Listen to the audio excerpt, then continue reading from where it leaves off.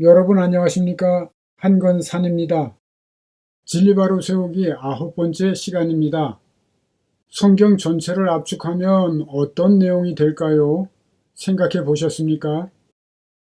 사랑, 공의, 성결 등 여러 가지 답이 나올 수 있겠지만 한마디로 말하자면 부활에 관한 것입니다. 전혀 예상하지 못한 답일 수도 있고 관심조차 없는 이들도 허다할 것입니다. 그런데 이 부활은 가장 큰 하나님의 선물입니다. 그 무엇과도 바꿀 수 없지요. 이 부활은 영원한 생명이요 권능입니다. 그리고 성경의 모든 가르침은 여기에 집중되어 있습니다. 인간은 죄와 허물로 인해 죽고 이 땅에서 외국인이요 나그네의 삶을 살며 사망 권세 가운데 살게 된 존재라고 성경은 말씀합니다.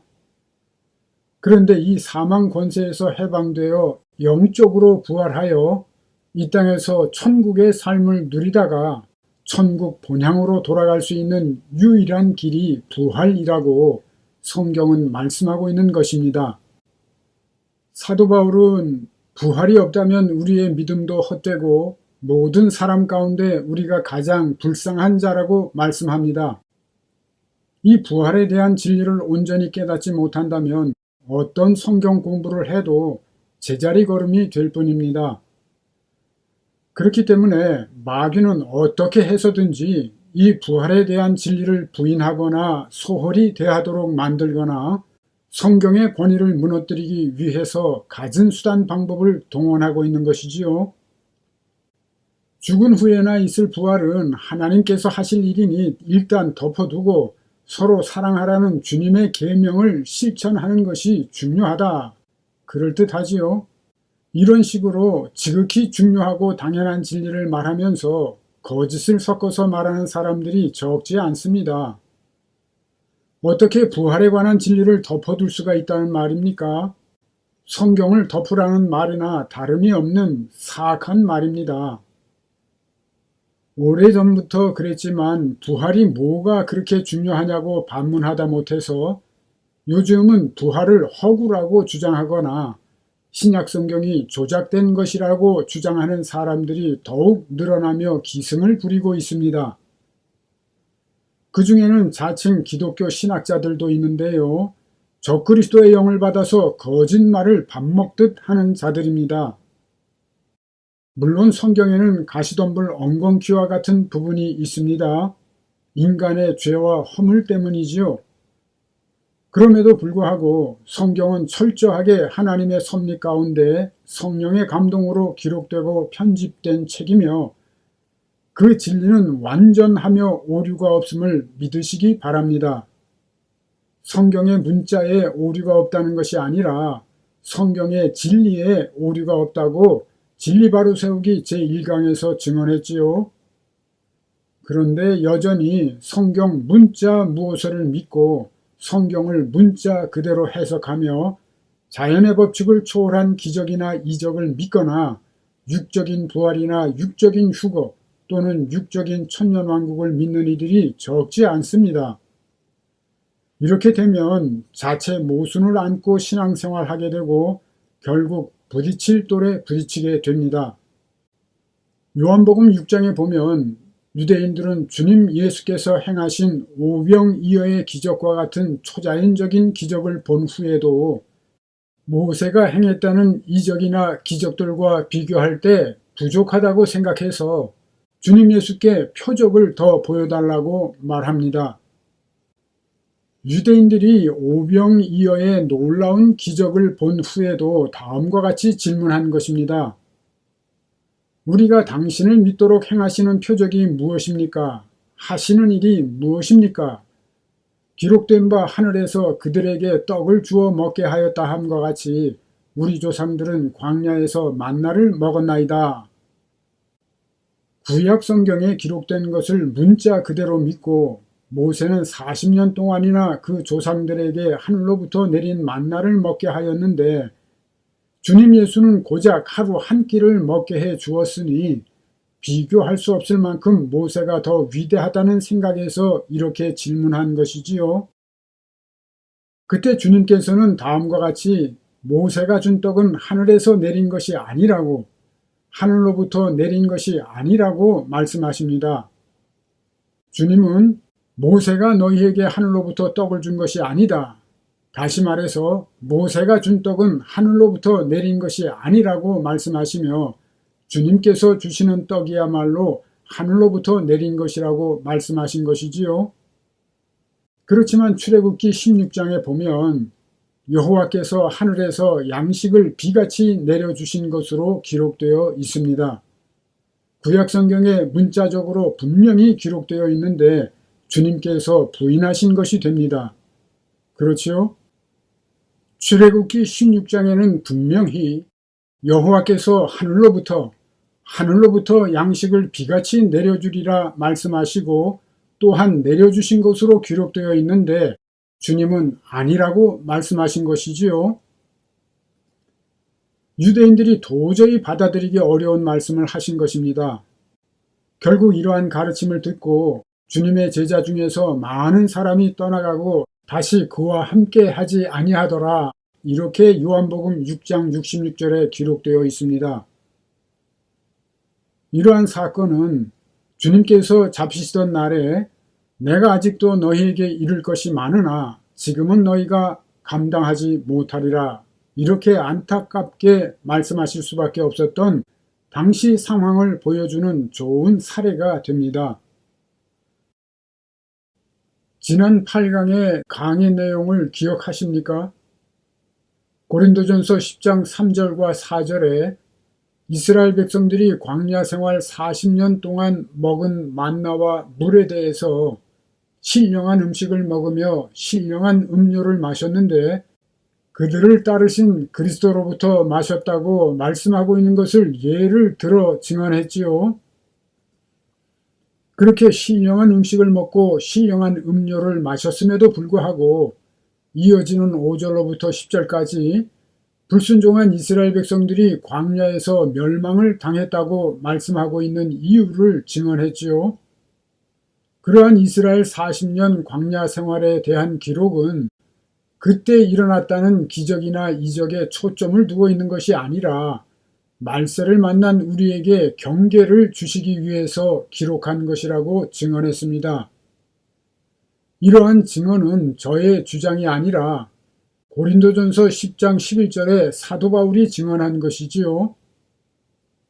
그런데 육적인 음식인 만나를 왜 신령한 음식이라고 말씀하고 있는지, 그리고 주님께서는 왜 이 만나가 하늘에서 내린 것이 아니라고 말씀하셨는지, 그리고 구약 성경에는 여호와 하나님이 모세에게 직접 율법을 주신 것으로 기록되어 있는데 왜 신약 성경에는 천사가 전한 율법이라고 말씀하고 있는지 등에 대해서 자세히 증언하려고 해도 지난 8강까지의 강의 내용들을 소화한 분들이 많지 않고 제8강조차 정독한 분들이 적기 때문에 당분간 증언할 수가 없다고 생각됩니다.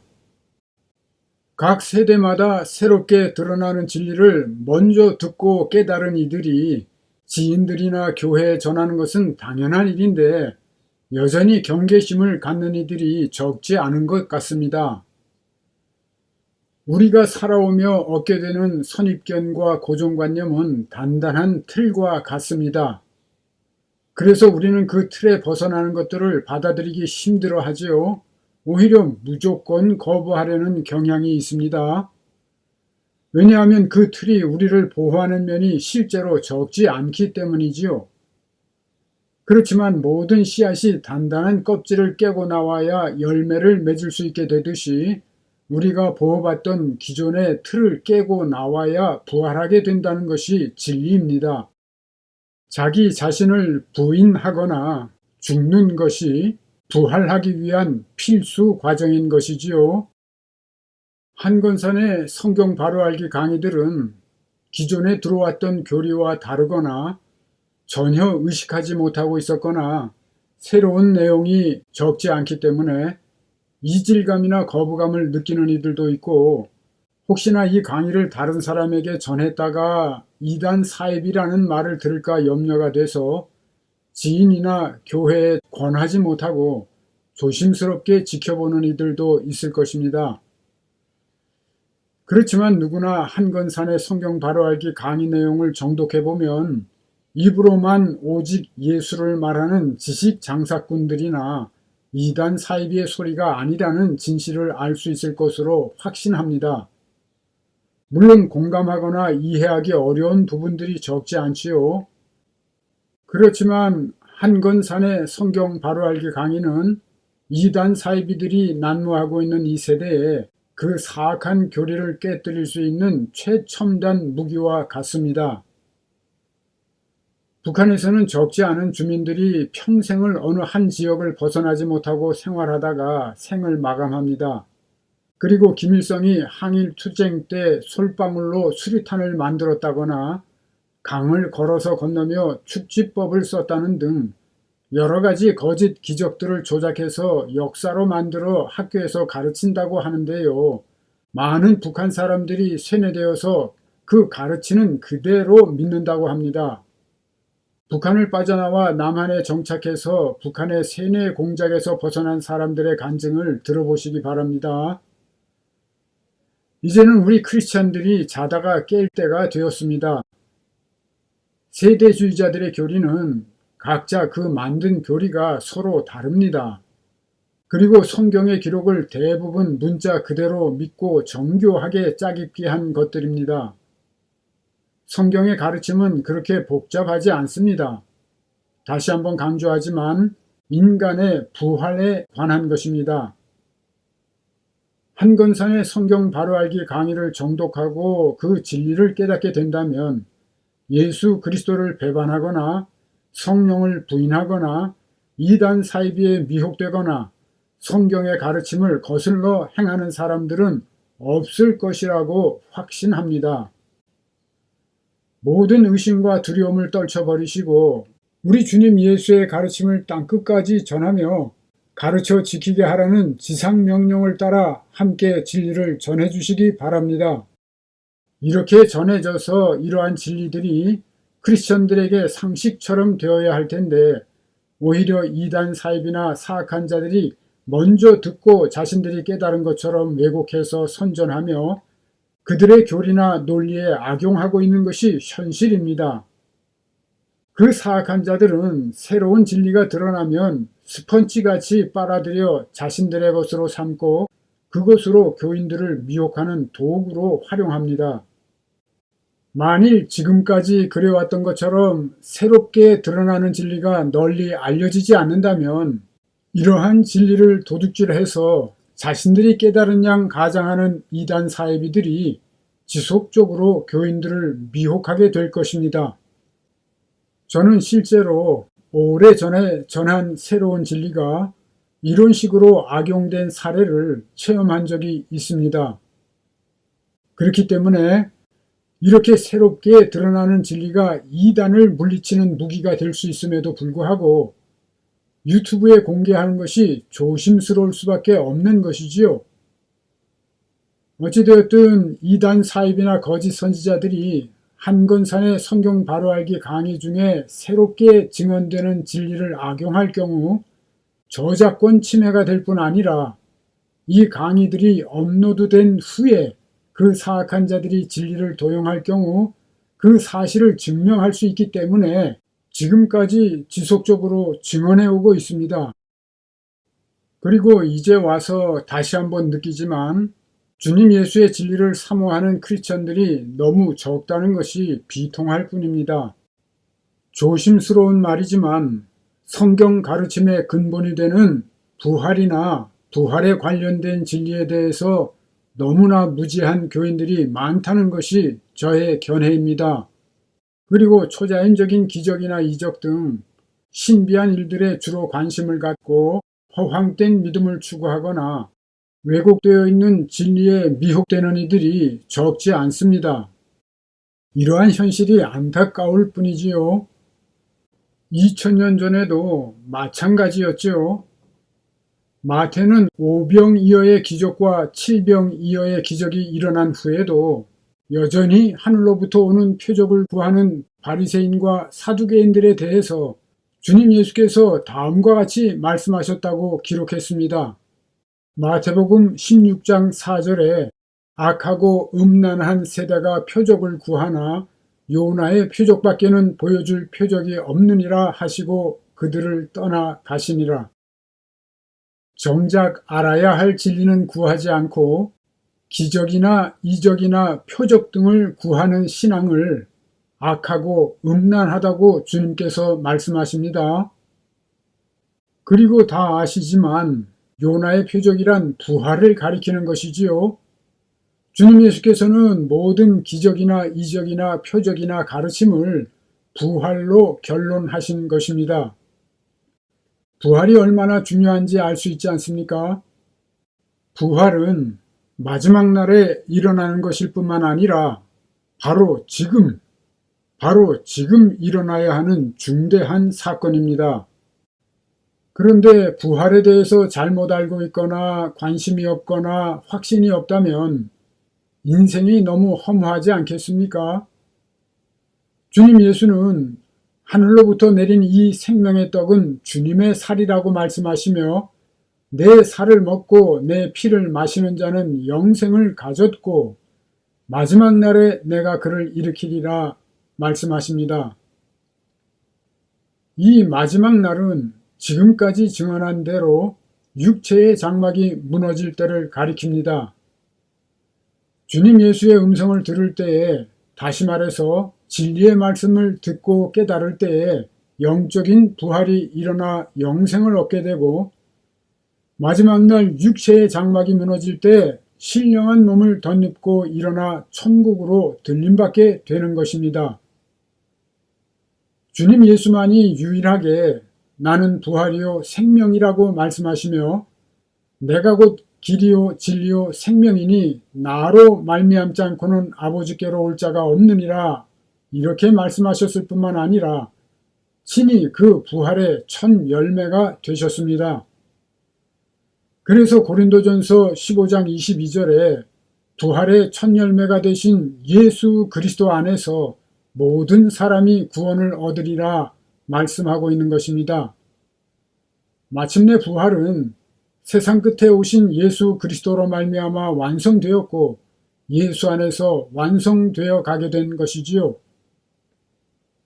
저는 그동안 이 부활에 관한 진리에 대해서 한건산의 성경 바로알기 강의들을 통해서 순서대로 상세하게 지속적으로 증언해 왔습니다. 이러한 증언이 이해가 되지 않는 분들은 가진 자들은 더 받아 넉넉하게 되지만 없는 자들은 그 있는 것까지 빼앗기리라 이렇게 경계하신 주님의 말씀을 마음판에 새기고 분발하시기 바랍니다. 이 말씀 바로 앞에 천국의 비밀을 아는 것이라고 말씀하신 것만 보아도 이 말씀은 재물에 대한 가르침이 아니라 진리를 깨닫는 것에 관한 교훈임을 알 수 있습니다. 그렇죠? 부활과 재림에 대해서 상세하고 다양하게 증언한 강의들을 거듭해서 정독하시는 분들이 복이 있습니다. 그래야 다음에 이어지는 강의들도 이해가 될 것이기 때문입니다. 다음 시간에는 이러한 부활이 어떻게 완성 안에서 완성을 이루게 되는지, 다시 말해서 어떻게 그리스도 안에서 모든 육체가 구원을 받게 되는지에 대해서 증언할 텐데요. 이전 강의들을 소화하지 못했다면 다음 강의도 이해할 수 없게 될 것은 당연하지 않습니까? 모든 강의들을 순서대로 거듭해서 정독하시기를 축복합니다. 2024년을 기점으로 성령 세례받아 영적으로 부활하여 모두 다 예수 안에 거함으로 영육 간에 열매 맺는 삶을 살게 되고 땅끝까지 진리를 전함으로 주님 예수께 충성하는 믿음의 사람들이 되시기를 축복합니다. 안녕히 계세요. 한건산이었습니다. 감사합니다.